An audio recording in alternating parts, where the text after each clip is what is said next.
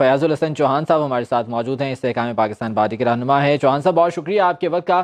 फौजी अदालतों की बहाली का मुतालबा किया जा रहा है। शोहदा के लवाहिकीन की प्रेस कॉन्फ्रेंस और उस हवाले से खासे जो है वो अपने तहफ़्फ़ुज़ात भी उन्होंने सामने रखे। आपकी क्या राय है इस बारे में? मिलिट्री कोर्ट्स की बहाली के हवाले से अब अगर ये पीर को जा रहे हैं अदालत में, तो आप समझते हैं कि सुप्रीम कोर्ट को अपने फैसले पर नज़रसानी करनी चाहिए? बिस्मिल्लाहिर्रहमानिर्रहीम। देखें, आज बड़ा दुख और दर्द का ये माहौल है। पाकिस्तान के वो शोहदा के जिन्होंने अपनी जान जाने के सपुर्द करके पाकिस्तान की 25 करोड़ आवाम को और हमारे बच्चों को और हमारी आल औलाद को सुकून फराहम किया, आज उनके लवाहिकीन अपना हक मांगने के लिए प्रेस कॉन्फ्रेंस करने पर मजबूर है।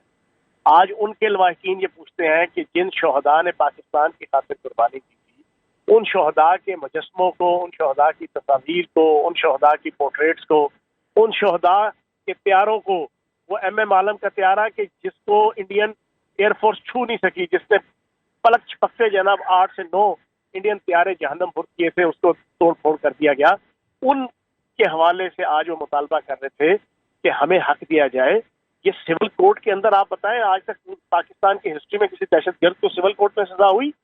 आप मुझे बताएं, ये जो 16 दिसंबर 2014 का अफसोसनाक और अंदोनाक वाक़या हुआ था 21 का, उसके बाद 21वीं तरमीम की सूरत में जो आपकी मिलिट्री कोर्ट्स बनी थी और सिविलियन का उसमें ट्रायल हुआ, उसके बाद आपके धड़ाधड़ दहशतगर्दों को फांसी के फंदे पर लटकाया गया। वरना उससे पहले तो किसी एक दहशतगर्द को सजा नहीं हो सकी।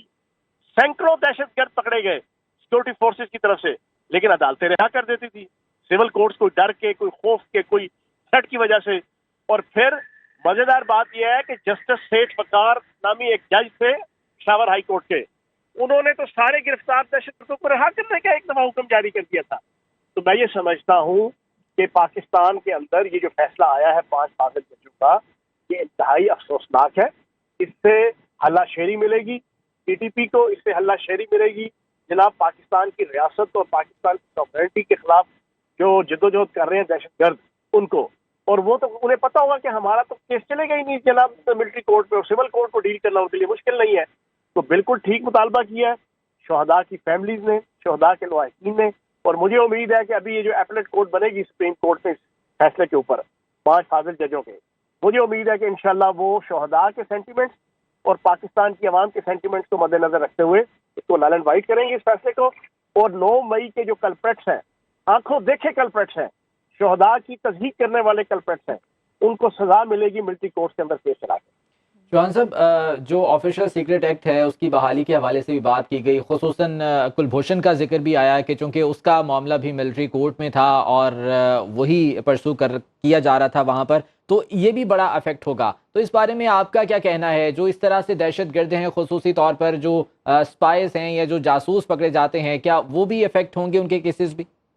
जनाब 25 आपके इसी चेयरमैन तहरीक इंसाफ जब वजीर आजम थे ना, 25 सिविलियंस का केस चला था। पूरी पाकिस्तानी कौम की इत्तला के लिए अर्ज है, उनके दौर में मिलिट्री कोर्ट्स में, और उनमें से 3 को सजाए मौत हुई थी। अच्छा, एक और बड़ा ढकोसला है, ये नाम निहाद इंसानी हकूक के जो मामे चाचे ताए फुफड़ है ना, जो डॉलर्स की जनाब इशारों पे नाचते हैं पाकिस्तान में, वो भी प्रोपेगेंडा कर रहे हैं जी मिलिट्री कोर्ट तो शायद ऐसी जालमाना कोर्ट है कि वहाँ पे जैसे ही फैसला देना है तो जनाब वो जो मेजर कर्नल होगा उसने उधर ही पिस्टल निकालना और उधर ही फायर मार देना और उधर ही फांसी के फंदे पर लटका देना है। नहीं जनाब, ऐसा नहीं है। मिलिट्री कोर्ट्स आइन और कानून की पाबंद है। उसका जो फैसला भी होगा वो हाई कोर्ट के अंदर और सुप्रीम कोर्ट के अंदर चैलेंज हो सकता है।